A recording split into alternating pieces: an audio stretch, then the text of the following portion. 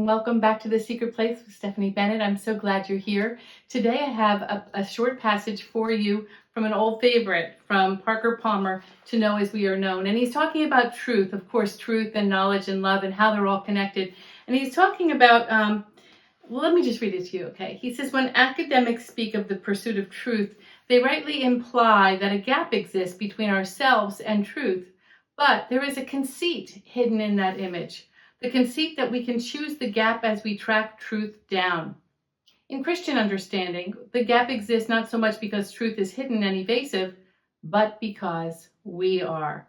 We hide from the transforming power of truth. We evade truth's quest for us. That is why Abba Felix and his fellow seekers went into the desert, into solitude and silence. They were trying to sit still long enough in a space open enough that truth could find them out and track them down. The truth that sought them was not an inert object or proposition.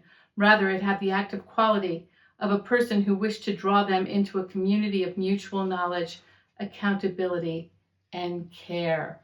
See, I bet you think I'm going to talk on solitude and silence today, but I'm not. What I wanted to talk about here with this is this idea that, it really is striking that the truth is hidden. We think the truth is hidden and evasive, but really, we are. Have you ever thought about that? That maybe we hide so much from God. He's not hiding from us. He may be invisible. He is invisible. But we hide from him. And we are evasive. He's not evasive. He says, come. We have the scriptures. We have Jesus. We have the early church giving us such testimony of how the Lord would call us. And he calls all who would come. Lay our burdens down. Come to seek truth, to know the way, the truth, and the life. But we're evasive. We're evasive. And why? Why do we hide ourselves? Are we afraid of that transforming power of God? Are we afraid of what he might ask for? Are we maybe not afraid that he's going to ask for something, maybe that we're not enough, or that we won't want to give something up that the Lord says to give up? In my experience, and it's been a lot of years of experience, in my experience, the Lord does not pull us away from anything against our will. He's given us a will to choose, and we choose. When we choose him, that doesn't mean unequivocally we like lose our mind and we don't think about anything. We just say whatever he wants, whatever he chooses. He's given us a will, and we continue to have that will. We continue to have that power of choice. And sometimes it is a little scary not knowing where that choice will lead when we're making a choice. Let's say we're making a choice that we know is a godly choice. We know is something that the scriptures clearly tell us is a godly choice. But we know we might be, as they say, shooting ourselves in the foot. And we get scared. But we can trust our God. And we can go into that place of quiet and solitude that's within us. We don't have to go to the desert like the desert fathers and mothers. We can go to that desert place, that quiet, lonely place inside of us that feels sometimes so empty and desertish, and remember that he is with us.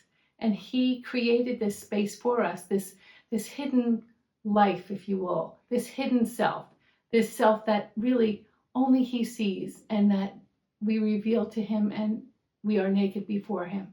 So I want to encourage you today that on your pursuit of truth, on your pursuit of ultimate truth, which I would consider is God, is ultimate truth, our maker, the one who gave us everything, who started it all and put the whole world into motion. Pursue God. Be not afraid. Know that when you do wiggle into fear sometimes, or get a little shaky, or my friend in England says to me, are you wobbly today, Steph? If you ever feel wobbly, bring that fear, bring that evasiveness, bring it to the Lord. He is there for you. He's there for me. And he loves you. You're part of the beloved of God.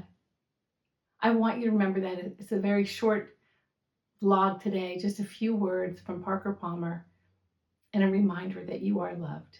Go to him. Reveal that hidden place, that hidden spark, that hidden sanctuary to him. And I know he'll bless that. Give in to the transforming power of God. Bless you today. I hope you have a wonderful day and a great week ahead. And I'll see you next time. Leave me a comment or a question. I'd love to get into dialogue with you. Bye-bye now.